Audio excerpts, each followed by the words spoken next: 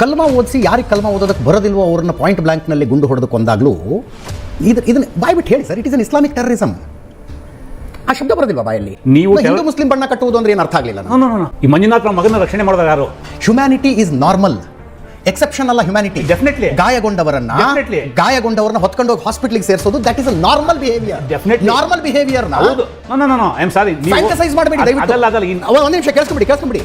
ಇದನ್ನ ಖಂಡಿಸಿ ಕಾಶ್ಮೀರದಲ್ಲಿ ಬಂದಾಗಿದೆ. ಉಗ್ರ ಬೃಹಾನ್ ವಾನಿ ಎನ್ಕೌಂಟರ್ ಆದಾಗ 2 ಲಕ್ಷ ಜನ ಸೇರಿದ್ರಲ್ಲ ಸರ್, 2 ಲಕ್ಷ ಜನ ಅಂತ್ಯ ಸಂಸ್ಕಾರಕ್ಕೆ ಸೇರಿದ್ರಲ್ಲ. ಆ ಬಿಹೇವಿಯರ್ ಏನು? 6 ಜನ ಟೋಟಲ್ ಬಂದಿದ್ದು, 4 ಜನ ಬಾರ್ಡರ್ ಕ್ರಾಸ್ ಮಾಡ್ಕೊಂಡು ಬಂದಿದ್ರು, 2 ಸ್ಥಳೀಯರು ಅನ್ನೋ ಮಾಹಿತಿ ಇದೆಯಲ್ಲ. ಸ್ಥಳೀಯರು ಯಾರವರು? ಅವರಿಗೆ ಇಂಥ ಜಾಗದಲ್ಲಿ, ಪಹಲ್ಗಾಮ್ನ ಇಂಥ ಜಾಗದಲ್ಲಿ 400 ರಿಂದ 500 ಜನ ನಿರಾಯುಧರಾದ ಟೂರಿಸ್ಟ್ಗಳಿದ್ದಾರೆ ಅನ್ನುವ ಮಾಹಿತಿಯನ್ನು ಪಾಸ್ ಮಾಡಿದ್ರಲ್ಲ, ಅವ್ರು ಯಾರು? ಮಹಾತ್ಮ ಗಾಂಧಿ ಕೊಲೆಯನ್ನು ಸೆಕ್ಯೂರಿಟಿ ಲ್ಯಾಬ್ಸೆ, ಇಂಟೆಲಿಜೆನ್ಸ್ ಫೇಲ್ಯೂರೇ. ಸರ್ಕಾರ ಯಾರ ಕೈಲಿತ್ತು, ಭದ್ರತೆ ಯಾರ ಕೈಲಿತ್ತು, ಇಂಟೆಲಿಜೆನ್ಸ್ ಯಾರ ಕೈಯಲ್ಲಿತ್ತು? ಇಲ್ಲಿ ಹಂಗೆ ಬರೋದಿಲ್ಲ. ಕೊಂದವನ ಸಿದ್ಧಾಂತ ಯಾವ ಸಿದ್ಧಾಂತಕ್ಕೆ ಸೇರಿದವನು?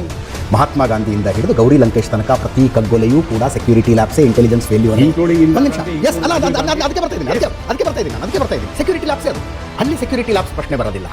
ಒಂದು ಕಿಡ್ಕೊಂಡು ನಿಂತ ಸಿದ್ಧಾಂತ ಯಾವುದು ಅನ್ನೋದಕ್ಕೆ ಚರ್ಚೆ ಆಗುತ್ತೆ. ಇಂದಿರಾ ಗಾಂಧಿ, ರಾಜೀವ್ ಗಾಂಧಿ ಕಗ್ಗೊಲೆ ಆದಾಗ ಅದು ಸೆಕ್ಯೂರಿಟಿ ಲ್ಯಾಬ್ಸೆ, ಅದು ಭದ್ರತಾ ಲ್ಯಾಬ್ಸೆ, ಅದು ಪ್ರಶ್ನೆ ಬರೋದಿಲ್ಲ.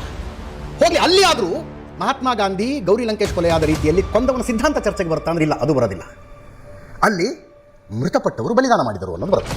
ಮೃತಪಟ್ಟವರು ಬಲಿದಾನ. ಐಸಿಸ್ ಅಷ್ಟೆಲ್ಲ ಹೇಷಾರವ ಮಾಡ್ತಾ ಇದ್ದಾಗ ಕೇಳಿ ಬರ್ತಾ ಇದ್ದ ಪ್ರಶ್ನೆ, ಅವರ ಕೈಗೆ ಅತ್ಯಾಧುನಿಕ ಆಯುಧಗಳು ಹೆಂಗೆ ಬಂದವು? ಅಷ್ಟು ದೊಡ್ಡ ದೊಡ್ಡ SUV ವಾಹನಗಳು ಹೆಂಗೆ ಬಂದವು? ಅಮೆರಿಕ ಕೊಡ್ತಾ, ಯುರೋಪ್ ಕೊಡ್ತಾ?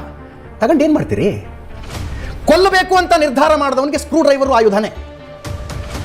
ಕೊಲ್ಲುವ ಮನಸ್ಥಿತಿ ಇಲ್ಲದವನ ಕೈಯಲ್ಲಿ ನೀವು ಅಣುಬಾಂಬ್ ಕೊಟ್ಟರು ಏನು ಮಾಡ್ತಾನೆ ಅವನು?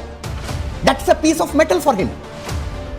ಈ ದೇಶದಲ್ಲಿ ನರೇಶನ್ ಬಿಲ್ಡಿಂಗ್ ಹೆಂಗಾಗ್ತಾ ಇದೆ ಅನ್ನೋದನ್ನು ಉದಾಹರಣೆ ಸಮೇತ ಹೇಳ್ತಾ ಇದ್ದೀನಿ ರಮೇಶ್ ಬಾಬು ಅವರೇ.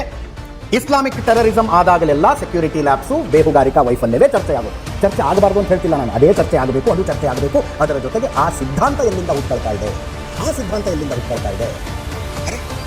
ಶಿವಮೊಗ್ಗದ ತೀರ್ಥಹಳ್ಳಿಯಲ್ಲಿ ಶಾರಿಕ್ ಅನ್ನೋ ಹುಡುಗರಿ, ಅಲ್ಲಿ ಬಿಡ್ರಿ, ಅದೇನೋ ಆ ರಾಜ ಅಲ್ಲಿಗೆ ಹೋಗ್ಬೇಕು ಅಂತಿದ್ದ, ಈ ರಾಜ ಇಲ್ಲಿಗೆ ಬರಬೇಕು ಅಂತಿದ್ದ, ಪ್ರತ್ಯೇಕವಾದ ಮನಸ್ಥಿತಿ ಇದೆ. ಫಾರ್ ಆರ್ಗ್ಯುಮೆಂಟ್ ಎಲ್ಲವನ್ನೂ ಹೋಗ್ತಾರೆ. ಶಿವಮೊಗ್ಗದ ತೀರ್ಥಹಳ್ಳಿಯಲ್ಲಿ ಶಾರಿಕ್ ಅನ್ನೋ ಕುಕ್ಕರ್ ಬಾಂಬ್ ಮಾಡುವ ಅನಿವಾರ್ಯತೆ ಬರುತ್ತೆ. ಈಗ ರಾಬರ್ಟ್ ಮಾತ್ರ